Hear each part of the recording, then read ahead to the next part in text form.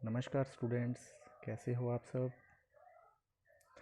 आइए आज हम 20 तारीख वाली असाइनमेंट को सॉल्व करते हैं। सारे बच्चे इन क्वेश्चंस को ध्यान से समझेंगे क्योंकि ये परीक्षा की दृष्टि से भी बहुत महत्वपूर्ण है। आइए एक एक करके देखते हैं।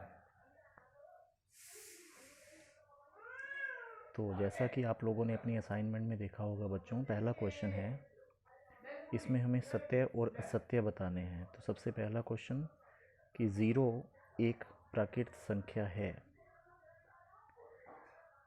अब क्योंकि प्राकृत संख्याएं एक से शुरू होती हैं, गिनती वाली संख्याओं को प्राकृत संख्या कहा जाता है। 1, 2, 3, 4 और ये अनंत होती हैं, मतलब इनकी गिनती नहीं की जा सकती। एक से शुरू होकर अनंत तक ये संख्याएं चलती हैं, इसलिए 0 इनमें नहीं आता। तो 0 एक प्राकृत संख्या है, यह कथन इस तरह से असत्य हो जाता है। तो फिर पहले क्वेश्चन का जो आंसर आएगा वो आएगा असत्य। अब दूसरे क्वेश्चन पे आते हैं।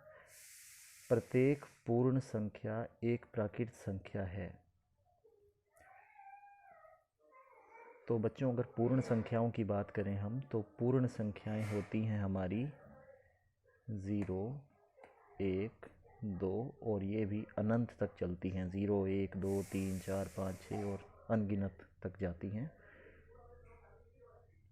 तो इस प्रकार अगर हम प्रत्येक पूर्ण संख्या देखें तो प्रत्येक पूर्ण संख्या में तो 0 भी आ जाता है, लेकिन 0 एक प्राकृत संख्या नहीं है, इसलिए प्रत्येक पूर्ण संख्या एक प्राकृत संख्या भी है, यह बात भी असत्य हो जाती है। तो इस प्रकार दूसरे क्वेश्चन का आंसर भी क्या आएगा?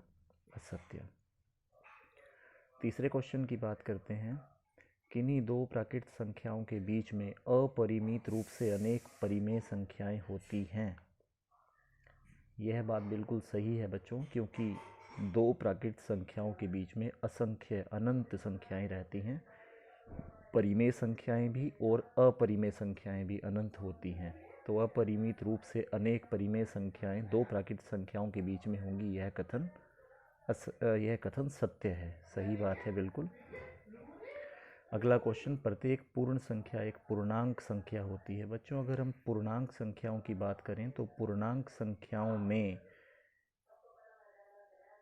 1, 2, 3 और इनके ऋणात्मक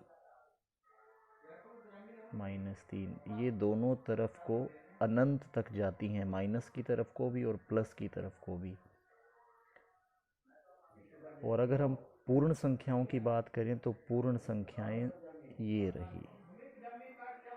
तो जितनी भी पूर्ण संख्याएं हैं वो पूर्णांकों में भी आ गई। इसका मतलब प्रत्येक पूर्ण संख्या एक पूर्णांक होती है, यह कथन सत्य है। तो इस तरह बच्चों हमारा पहला क्वेश्चन पूरा हो जाता है। आइए अब दूसरे क्वेश्चन पे चलते हैं। 2 और 3 के बीच 5 परिमेय संख्याएं ज्ञात कीजिए। 2 और 3 के बीच 5 परिमेय संख्याएं ज्ञात कीजिए। ये क्वेश्चन बच्चों हमने 8वीं कक्षा में भी किया था। तो इस क्वेश्चन को करने का एक तरीका ये रहता है कि जैसे 2 है, 5 परिमेय संख्याएं हमें ज्ञात करनी है, तो हम 2 और 3 दोनों संख्याओं को इस तरह से परिमेय संख्याओं के रूप में लिखेंगे कि नीचे वाली संख्याएं दोनों की बराबर रहें। जैसे 2 को 6 से गुणा 6 से भाग किया तो ये बन गया 6 दूनी 12/6, और 3 को भी उन्हीं संख्याओं से गुणा भाग करना है, याद रखिए। तो 3 को जब 6 से गुणा और भाग करेंगे तो ये बन गया 6 तिये 18/6। वैसे भी आप जब इसको काट कर देखेंगे 6 दूना 12 ये 2 ही आएगा, और 6 तिया 18 ये 3 ही आएगा। सब बच्चे आई थिंक देख पा रहे हैं और बात को समझ पा रहे हैं। तो इस तरह अब 2 बन गया 12/6 और 3 बन गया 18/6। तो 12/6 के बाद अगली संख्या क्या आएगी? 13/6। फिर आएगी 14/6, 15/6, 16/6, 17/6 और उसके बाद आएगी 18/6। 18/6 का मतलब 3 और 12/6 का मतलब 2। तो इस तरह 2 और 3 के बीच में बच्चों ये 5 परिमेय संख्याएं हो गई। 13/6, 14/6, 15/6, 16/6 और 17/6।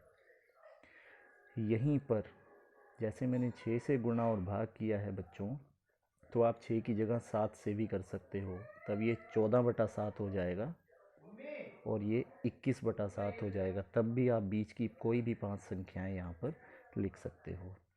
तो ये था क्वेश्चन नंबर 2।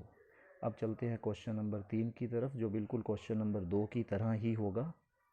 ये रहा, 5/7 व 6/7 के बीच 5 परिमेय संख्याएं ज्ञात करो। तो बच्चों बिल्कुल ऊपर वाले क्वेश्चन की तरह 5/7 को मैंने 8 से गुना 8 से भाग किया। आप 6 से भी कर सकते हो गुना भाग, 7 से भी कर सकते हो, मैंने 8 से कर लिया। तो 8 पंजे 40 और 7 अट्ठे 56। इसी तरह 6/7 को जब किया तो 6 अट्ठे, क्योंकि इधर भी हमने 8 से गुणा भाग किया था तो दूसरी संख्या को भी 8 से ही करेंगे। तो 6 अट्ठे 48 और 8 सती 56, ये बन गया 48/56। और इधर जो संख्या 5/7 थी वो बन गई 40/56।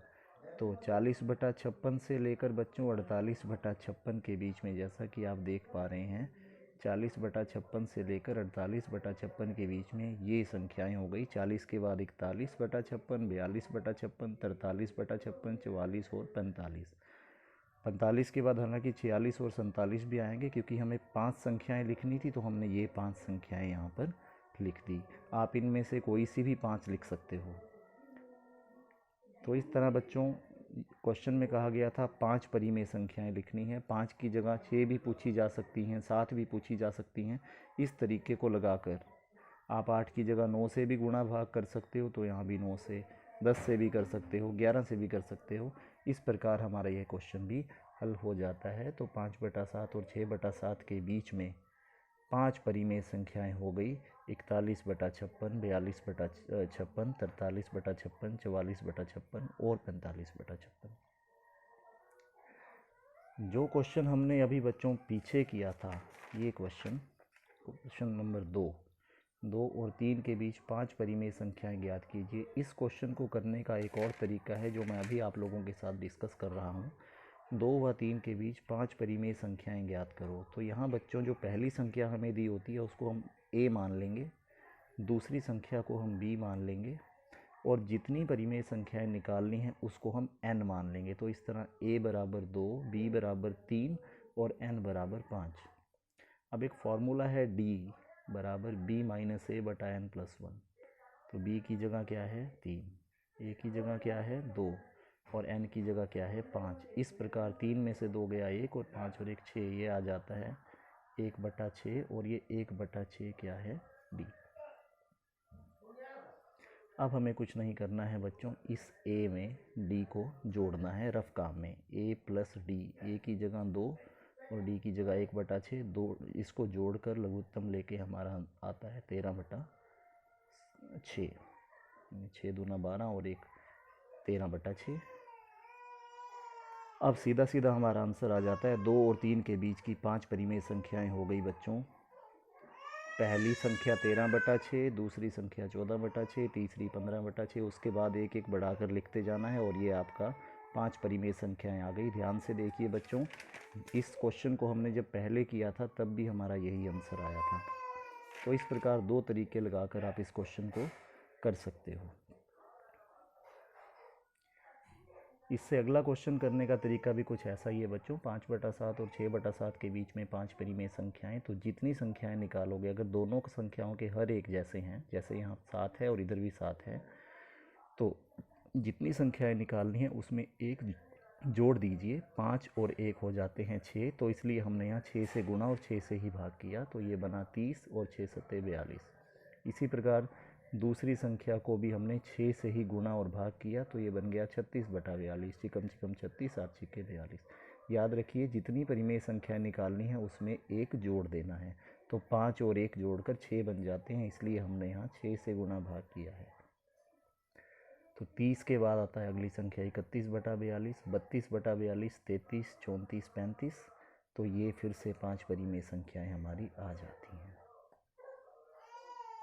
देखिए बच्चों, पिछला यही क्वेश्चन, यही वाला क्वेश्चन हमने पीछे भी किया था। वहाँ मैंने इसको 8 से गुणा भाग किया था, तो आप 8 से भी कर सकते हो। क्योंकि हम जानते हैं दो संख्याओं के बीच में अनेक परिमेय संख्याएं होती हैं, तो ज़रूरी नहीं है आंसर वही आएगा, आंसर हमारा अलग भी आ सकता है। तो यही क्वेश्चन आप 8 से भी कर सकते हो, यही क्वेश्चन आप 6 से भी कर सकते हो, यही क्वेश्चन आप 9 से भी कर सकते हो, 10 से भी कर सकते हो, किसी भी संख्या से आप गुणा कर सकते हो। आई थिंक आपको ये क्वेश्चन समझ आ गए होंगे। अब सब बच्चे अपना अपना होमवर्क पूरा कर लेंगे और जल्दी से जल्दी मुझे होमवर्क पूरा करके भेजेंगे। धन्यवाद।